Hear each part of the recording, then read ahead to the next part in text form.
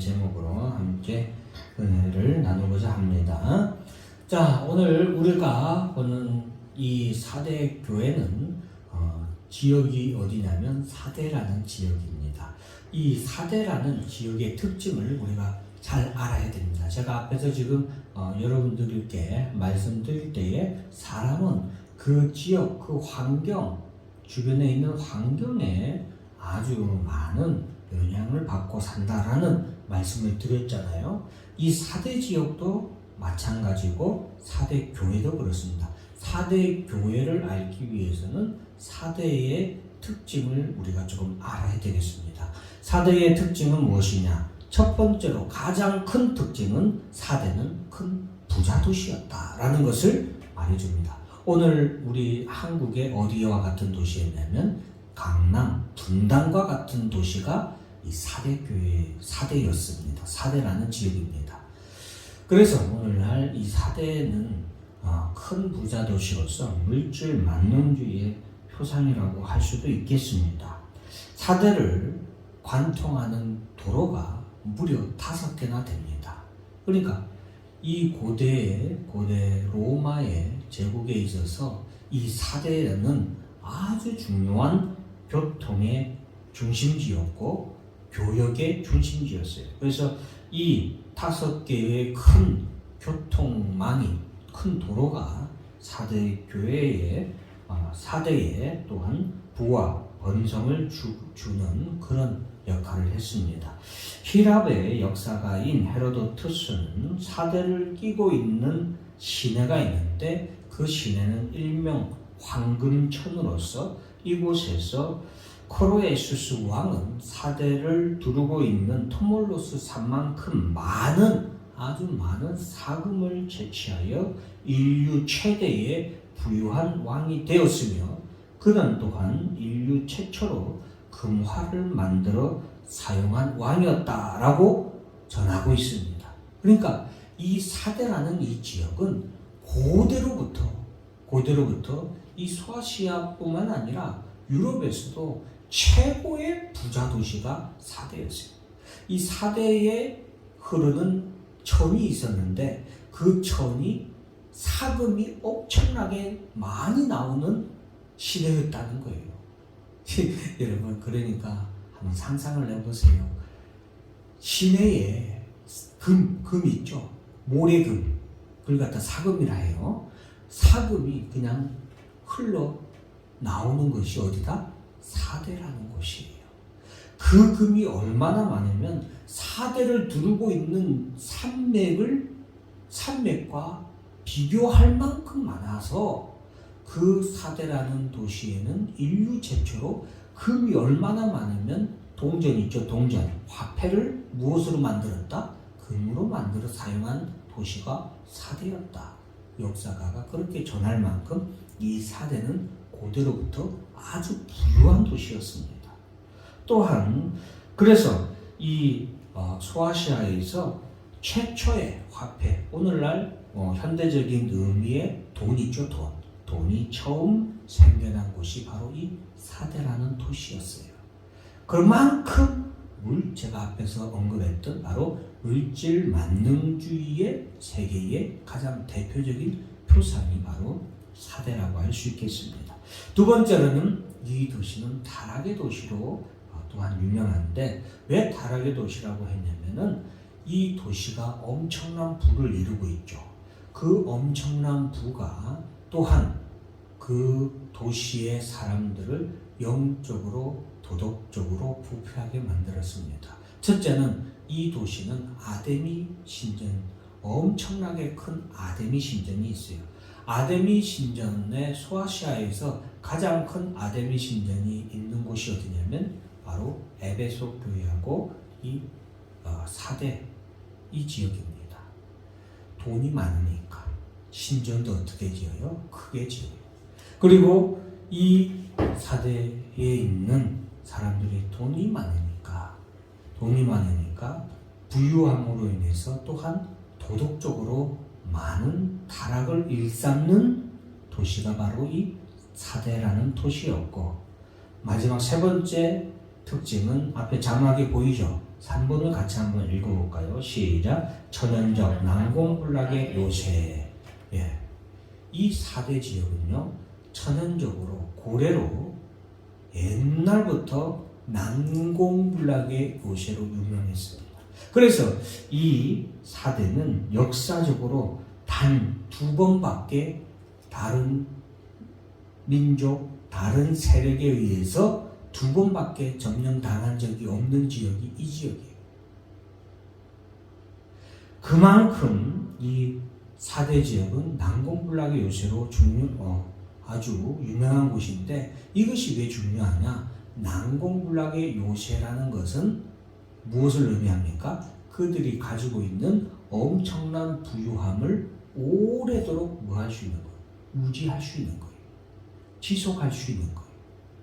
그래서 이 4대 지역의 사람들은 평소에 평안함이 오래되어 있는 그런 안일함에 빠져 있는 사람들이었고, 그래서 교만한 사람들이었습니다. 누가 감히 이 난공불락의 요새를 점령할 수 있을까라는 교만함이 그들 내부에 팽배하게 있었던 도시가 바로 이 사대라는 도시라고 말할 수 있겠습니다. 이런 사대에 있는 사대교회, 사대교회는 그들의 부유한 만큼 아주 크고 아주 화려하게 지어진 교회라고 우리가 추정하고 있습니다. 그 교회는요, 심지어는 체육관 터가 정말 운동장 같아요. 교회에서 운영하는 체육관이 있는데 체육관 터만 해도 엄청나게 커요. 그만큼 사대교회는 크고 화려한 교회였는데, 이 사대교회에 예수님께서는 뭐라고 권고하고 일침의 말씀을 하시냐? 첫째는 1번 같이 한번 읽어볼까요? 시작. 내가 살았다 하는 이름은 가졌으나 죽은 자로다. 2번 한번 읽습니다. 시작.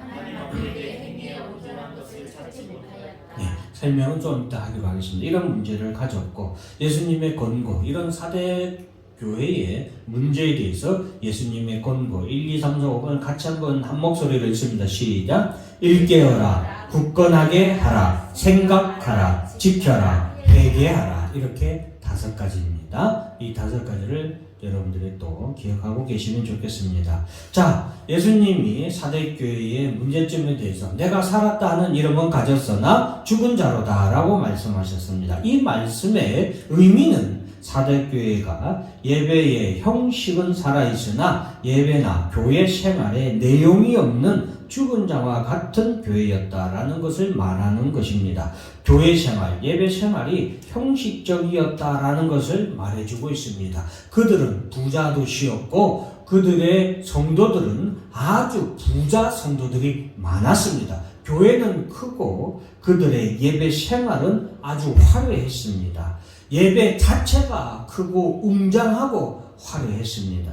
그러나 그 교회에 성도들은 신앙의 성장에 대한 열망이 없었고 진리에 대한 갈망이 없었으며 복음 전파에 대한 열정이 없었으며 하나님 나라에 대한 소망이 없었습니다. 사대교회는 초대 7교회들 중에서도 유일하게 외부로부터 그 어떤 환난이나 핍박을 받지 않았던 교회입니다. 뿐만 아니라 내부로부터 발생하는 어떤 고난도 없었고 내부로부터 일어나는 어떤 다툼도 없었고 궁핍함도 고난도 없는 교회가 사대교회였어요. 초대교회 7교회들은 다 교회들마다 핍박도 있었고 이단의 이런 침략도 있었고 외부의 고난도 박해도 심지어는 죽임까지 당하는 교회도 있었고 궁핍함에 처한 교회도 있었습니다. 교회 내부적으로도 갈등을 빚는 그런 교회도 있었습니다. 그러나 사대교회만은 이런 환난이나 이런 내부 갈등이 없는 아무런 고난이 없는 그런 교회였습니다. 오히려 이 교회는요 재정이 넉넉하고 부유했고 그들의 예배는 매번 크고 화려하게 드려지는 교회가 사대 교회였습니다. 사단의 그 어떤 위협이나 이단의 유혹도 없는 교회가 사대 교회였다라는 것입니다. 그럼에도 불구하고 여러분, 초대 교회 중에서 예수님께 칭찬받지 못한 유일한 교회가 또한 사대 교회였습니다. 왜 그랬을까요? 왜냐하면 사대 교회는 나태함과 무기력함으로 현실에 안주하는 교회였기 때문입니다. 이 교회는 잠자다 못해 여러분 죽은 교회라는 예수님의 징계의 말씀을 듣는 그런 교회가 되었던 것입니다. 앞에 보면은 교회와 성도에게 닥치는 환난, 핍박 혹은 이단의 유혹이나 그리고 어떤 사단의 권술이나 박해, 서머나 교회 같은 여러분 그런 경제적인 궁핍함이 교회와 성도를 죽이는 가장 큰 위협이 아니라는 그런 교훈을 우리가 이 사대 교회에서 얻을 수 있습니다. 그런 위협이 전혀 없는 교회가 사대 교회였기 때문에 그렇습니다. 그럼에도 불구하고 사대 교회가 죽은 교회다, 죽은 자들이다 라는 그런 예수님께 징계의 말씀을 꾸지람을 들은 이유는 그들의 부유함과 평안함, 안전함, 안일함 등이 가져오는 나태함과 교만함, 그것이 오히려 사탄 마귀의 가장 무서운 무기이며 교회와 성도들에게 가장 큰 위협이 된다는 사실을 우리는 꼭 교훈으로 기억해야 되겠습니다. 사랑하는 성도 여러분, 성도와 교회에 가해지는 고난이나 환난은 가장 큰 위협이 되지 못합니다. 아니, 오히려 어떤 신학자는 교회와 성도에게 다가오는 환난과 고난은 가면을 쓴 하나님이 우리에게 주신 축복이다라고 그렇게 말하는 그런 학자도 있습니다. 오히려 고난은, 오히려 궁핍은, 오히려 어려움은 교회와 성도들로 하여금 깨어있게 하고 예수 그리스도를 향하여 무릎 꿇게 하고 하나님 앞에 나아가게 하기 때문입니다. 그러나 부유함으로 인한 평안함과 그리고 그러한 안일함의 지속함이 나태함으로 인한 것이 교회와 성도를 영적인 수면, 잠자는 교회로 만들고 그러한 잠은 교회와 성도로 하여금 죽은 자와 죽은 교회가 되도록 하는 큰 위험을 초래한다는 것을 우리가 꼭 기억해야 되겠습니다. 여러분, 사대교회에는 황제 숭배로 인한 어떤 박해도 없었습니다. 다른 교회에 있었던 니골라당이나 이세벨과 같은 핍박도 없었고 발람과 같은 어떤 세상의 유혹도 없었고 유대인들의 간계도 없었습니다. 그러나 부유함과 평안함의 지속으로 인한 현실에 대한 안일함과 형식적인 예배에 대한 그런 만족함이 여러분 성도와 교회를 잠들게 했고 그 오랜 잠은 죽음의 교회로 만들었던 것을 우리는 기억해야 되겠습니다. 이 사대 교회를 보면서요, 저는 너무나도 놀라고 또한 깜짝 놀랐습니다. 지금의 한국 교회와 성도의 모습은 어떠한가? 정말로 오늘의 작금의 성도들과 교회를 바라보는 그런 시간을 가졌습니다. 경제적으로 부유한 대한민국입니다. 여러분, IT화와 그리고 혁신 기술의 강국으로 인해서 모든 것들을 돈만 있으면 너무 편하고 원하는 것은 너무나도 빠르게 얻을 수 있는 나라가 어디예요? 한국이에요. 한강에 가서도 먹고 싶은 거 있으면 뭐하나? 손으로 몇 번 전화할 필요도 없어요. 터치 몇 번이면 그죠? 바로 배달 오는 나라가 어디예요? 대한민국이에요. 어딜 가도 먹고 싶은 거, 입고 싶은 거. 여러분 요즘에는 새벽 배송 주부님들이 참 좋아하죠? 새벽 배송 누르면요, 자기가 원하는 음식, 자기가 원하는 재료, 자기가 원하는 옷, 자기가 원하는 모든 것이 자기가 하루를 시작하기 전에 새벽에 다 집 앞으로 딱 배송되어 오는 나라. 그 나라가 어디예요? 대한민국입니다. 돈만 있으면 너무나도 살기 좋은 이 나라에 사는 성도와 교회는 과연 우리는 얼마나 신앙에 대해서, 하나님의 말씀에 대해서, 진리에 대해서, 천국에 대해서, 주 예수 그리스도에 대해서 우리는 얼마만큼 그렇게 갈망하고 열망하고 있습니까? 사랑하는 성도 여러분, 사도교회는 이러한 시대를 사는 우리를 돌아보게 하는 그러한 교회라고 우리가 볼 수 있겠습니다. 이러한 사대교회는 오늘날 이 시대의 성도와 교회에 일침을 가하고 있다라고 말할 수 있는 것입니다.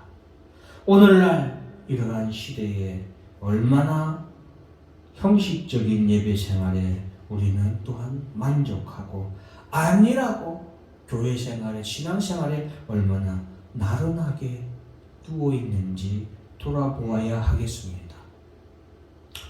사랑하는 성도 여러분, 실험실에서 개구리를 실험하는데 이 개구리를 비커에, 뜨거운 물이 있는 그 비커 있죠? 비커에다가 개구리를 딱 집어넣으면요, 이 개구리가 어떻게 할까요? 이 개구리가 어떻게 할까요?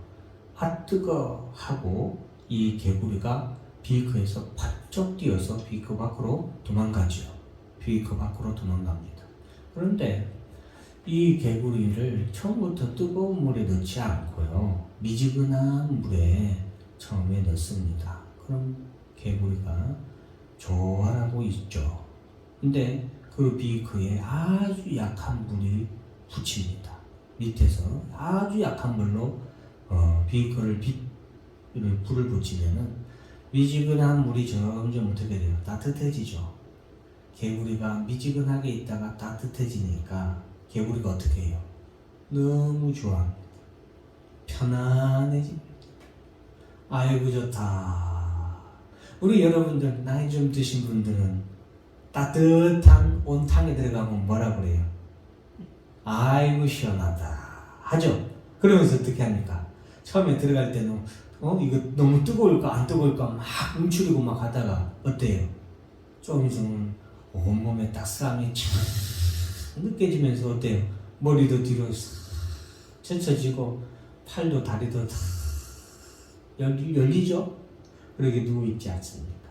개구리도 그런다고 합니다. 그런데 그 비커에 붙어있는 불은 뜨거운 따뜻함을 넘어서 어떻게 돼요? 점점 펄펄 끓죠. 그런데 이미 여러분 이 따스함에 만끽하고 있는 개구리는 모든 근육을 풀어놓고 그 평안함과 그 따스함에 쭉 늘어져 있는데, 그러고서는 눈을 다 감죠. 아이고 좋다. 아이고 피곤이 싹 풀리네 하고 눈을 감죠. 그런데 잠시 후에 그 개구리는 펄펄 끓는 물에 하얀 그 배를 뒤집어 까고 익어서 죽게 됩니다. 처음부터 뜨거운 물이었으면 개구리는 뜨거워하고 도망갔을 것입니다. 그러나 따스함이, 평안함이 그를 그렇게 죽게 그라고 할 수 없죠. 그 녀석을 그렇게 배가 가집어지도록 익도록 죽도록 그를 방심하다는 것이죠. 여러분, 이 같은 개구리의 죽음이 바로 사대 교회입니다. 오늘날 한국 교회가 맞이한 성도와 교회의 위기가 이 개구리의 편안함입니다. 이런 사대교회에 대한 예수님의 권고의 말씀은 무엇입니까? 자, 다 같이 한번 따라서 합니다. 일깨어라. 일깨어라. 정신을 차리고 파수하라는 의미예요. 일깨어라. 일깨어라. 여러분, 사대가 역사적으로 2번 함락됐다고 했죠. 역사적으로 2번밖에 함락되지 않은 교회예요. 모든 역사를 통틀어서. 첫 번째는 언제였냐면 BC 549년에 우리도 잘 알고 있는 페르시아 제국 있죠. 페르시아 제국의 고레스 왕 시대인데, 고레스 왕이 이 사대를 포위하고서, 왜? 이 사대는 옛날부터 뭐가 많았다고요? 금이 많았다고 했잖아요. 엄청나게 부유한 도시였기 때문에 이 사대를 갖다가 포위하고서 함락하고자 했는데, 도저히 난공불락의 요새로 말미암아 함락을 할 수 없어서 이런 교착 상태, 전쟁이 이렇게 잠깐 멈춰지는 그런 상태가 들어서게 된 거예요. 이 고레스 왕이 저 도시를 함락하는 이에게 큰 상을 내리겠다 해도 방법이 없는 거예요. 그런데 하루는 이 사대를 지키고 있던 바수병이 투구를 근무를 서고 있든지 졸든가 했겠죠. 그러다 투구를 성벽 밖으로 떨어뜨린 거예요. 안으로 떨어졌으면 참 다행이었을 텐데 밖으로 떨어진 거예요. 그럼 여러분, 그 투구 어떻게 해야 되겠어요? 버려야 되겠죠. 근데 이 병사가 밤에 몰래 나와서 자신의 투구를 몰래 가져간 거예요. 근데 성문은 열리지 않고 병사만 조용히 와서 가져간 거예요. 근데 이걸 갖다가 페르시아의 한 병사가 본 거예요. 저 녀석이 어떻게 나왔지? 하고 봤더니 그곳으로 향하는 비밀 통로가 있었던 거예요.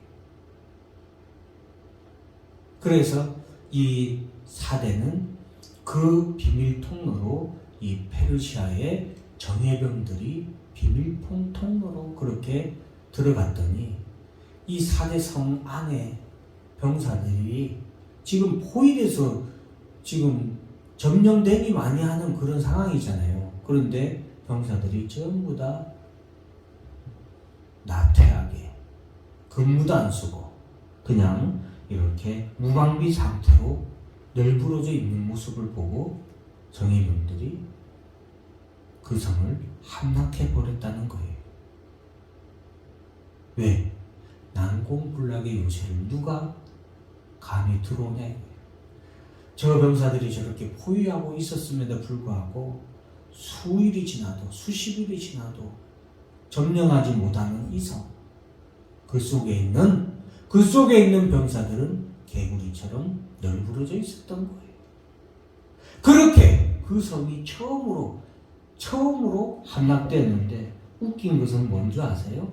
이 성이 2번째 함락을 당한 게 그 후로 200년 뒤였어요. 그 이후에 200년 뒤였는데 똑같은 이유로 똑같은 실수로 이 성이 함락된 거예요. 웃기지 않나요? 그렇게 하라고 해도 할 수 없는데 똑같이 병사의 실수로 인해서 비밀 통로가 발견돼 가지고 함락이 된 거예요. 왜? 이 사대는 그러한 안일함이, 나태함이 그 지역의 아주 전통적인 고질적인 병폐였기 때문입니다. 사랑하는 성도 여러분, 지금 세계 정세를 보면 러시아, 우크라이나 전쟁이 일어났잖아요. 이 전쟁으로 인해서 지금 가장 수혜를 받는 나라가 한국이라고 하잖아요. 왜냐하면 우리나라는 북한과 늘 언제 전쟁이 일어날 줄 모르는 긴장함에 살아야 하기 때문에 우리나라는 늘 뭘 준비해요? 전쟁을 준비하면서 살았어요. 오직 전 세계에서 유일하게 전쟁이 안 끝난 나라가 어디예요? 대한민국하고 북한이에요. 한국하고 북한이에요. 그래서 전 세계적으로 유일하게 지속적으로 군비를 강화한 나라가 대한민국하고 북한이에요. 다른 모든 나라는 이제 더 이상 전쟁은 안 일어난다고 그랬어요. 왜? 지금 이제 전쟁이 일어나면 이거는 핵전쟁이기 때문에 전 세계가 망한다라고 생각했거든요. 그래서 우크라이나도 지금 전쟁하고 있는 러시아의 침략을 받은 우크라이나도 핵무기가 세계에서 손꼽을 정도로 많은 나라가 우크라이나였어요. 왜? 구소련으로부터 독립하였는데 그 우크라이나에 핵무기가 그렇게 많이 있었거든요. 근데 협정을 맺어서 이제 더 이상 전쟁은 안 일어날 거야. 그리고 만약 전쟁이 일어나면 미국이 지켜주겠다고 약속을 한 거예요. 그래서 우크라이나가 핵폭탄을 전부 다 해체시켜버렸어요. 지금 전쟁이 일어났어요, 안 일어났어요? 일어났습니다. 전쟁이 일어나서 지금 얼마나 많은 우크라이나 사람들이 죽어가 나갔는지 파악이 안 됩니다. 수십만 명이 죽었어요. 이때 주변에 있는 유럽 연합들이 깜짝 놀란 거예요. 잠자던 평안에서 아니라면서 그들이 번쩍 눈을 뜬 거예요. 야, 이러다가는 우리도 다 죽겠구나. 우리나라도 빼앗기겠구나 해서 지금 유럽에 있는 나라들이 국방력 강화를 위해서 막대한 예산을 쏟아붓는 거예요. 대표적인 나라가 어디예요? 폴란드예요. 폴란드. 독일. 왜? 우크라이나 바로 다음엔 어느 나라예요? 폴란드예요. 그래서 우리나라에 전 세계적으로 우리나라는 계속적으로 무기를 개발하고 무기를 계속적으로 생산하고 전쟁 준비를 늘 했잖아요. 그래서 전 세계에서 유일하게 무기가 늘 준비되어 있는 나라가 어디예요? 우리나라인 거예요. 그래서 유럽에서 우리나라에 무기를 사게 되는 그런 현상이 일어나는 거예요. 여러분, 하나님 말씀에 스스로 섰다고 생각하는 자는 넘어질까 조심하라고 말씀하셨습니다. 지금 이 세계를 보면서 정말 오늘날 이 시대가 4대 교회와 같은 그런 시대가 아닌가 꼭 돌아봐야 됩니다. 나는 지금 개구리처럼 4대처럼 자고 있지 않는가? 죽어 있지 않는가? 우리 교회는 자고 있지 않는가? 죽어 있지 않는가? 우리는 깨어나야 되겠습니다. 두 번째로 따라서 합니다. 굳건하게 하라. 믿음을 굳건히 세우라는 겁니다. 여러분, 믿음을 제일 중요한 거. 믿음을 세워야 되는 거예요. 도둑이 그 집을 침범할 때는 가장 좋고 가장 귀한 것을 훔쳐가기 위해서 침범하겠죠. 사탄 마귀가 성도들의 심령을 와서 도둑질을 해갈 때 가장 귀한 것, 교회에 와서 가져가는 가장 좋은 것, 무엇을 가져가겠어요? 믿음이 가장 귀하고 그것을 굳게 세워야 됩니다. 믿음은 하나님의 말씀으로부터 또한 굳게 세워집니다. 그래서 말씀의 기둥을 또한 우리가 세워야 됩니다. 그래서 제가 우리 힘찬교회 성도 여러분들에게 자꾸 하나님의 말씀을 강조하는 겁니다. 여러분, 말씀의 기둥이 세워지지 않으면 나태하게 돼요. 죄에 대해서 늘어지게 됩니다. 안일하게 되는 거예요. 자, 3번 같이 한번 따라서 합니다. 생각하라. 생각하라는 이 단어는요, 지속적으로 계속적으로 한시로 잊지 않고 생각하라는 의미입니다. 무엇을 생각하고 무엇을 지속적으로 생각하라는, 잊어버리지 말라는 것이니까 첫째는 어떻게 받은 것을 생각하라 했는데 이것은 믿음을 의미하는 거예요. 들은 것을 생각하라 했으니 무엇을 생각하는 거예요? 말씀. 똑같죠? 믿음을 굳건히 해야 되고 믿음을 생각해야 돼요. 내 믿음이 나태하고 안일하게 빠져 있지 않나? 잠자고 있지 않나? 생각해. 늘 지속적으로 한시도 있지 않고 생각하고 점검해야 된다. 내가 하나님의 말씀을 잊지 아니하고 그 말씀은 오늘도 내가 다시 듣고 있는지 생각하고 있는지 지속적으로 점검해야 된다는 것이 주님의 권고예요. 따라서 합니다. 지켜라. 이거는 붙잡으라는 거예요. 순종하라는 거예요. 나는 얼마나 하나님의 말씀을 지키며 순종하고 있는가. 나는 얼마나 하나님이 말씀한 예배 생활을 하고 있는가. 주의를 지키고 있는가. 10의 1조를 지키고 있는가. 이것도 중요한 거예요. 그리고 나는 얼마나 교회를 지키고 있는가. 하나님의 말씀대로 나는 얼마나 이웃을 사랑하고 있는가. 붙잡고 순종할 수 있는 그런 성도가 교회가 되어야 되겠습니다. 마지막으로 따라서 합니다. 회개하라. 구원받은 성도의 가장 큰 특징, 살아있는 교회의 가장 큰 특징, 구원에 이르는 회개가 있다는 거예요. 잠자는 성도, 잠자는 교회는 회개가 없습니다. 그러나 잠자는 성도가 아니라 여러분 깨어있는 성도는 반드시 삶에서 자신에 대한 회개가 늘 일어납니다. 죄책감이 아니에요. 이거 잘 구분해야 돼요. 정죄함이 아니에요. 구원받은 성도는 정죄함이나 죄책감에 의해서 자신을 찍어 누르는 것이 아니라 예수 그리스도의 은혜로 말미암는 회개의 은혜가 날마다 계속되는 거예요. 회개가 있기에 뭐가 넘치는 거예요? 은혜가 넘치는 거예요.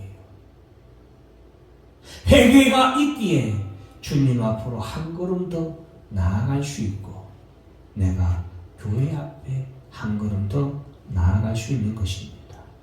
사랑하는 성도 여러분, 오늘날 사대교회의 문제점 그리고 그것을 향한 주님의 이런 권고들 5가지 권고들 꼭 기억하시고 살아있는 성도와 살아있는 교회가 되어 주님과 더불어서 흰옷을 입고 주님의 나라에서 주님과 함께 거니는 성도와 교회가 되기를 주 이름으로 축원합니다.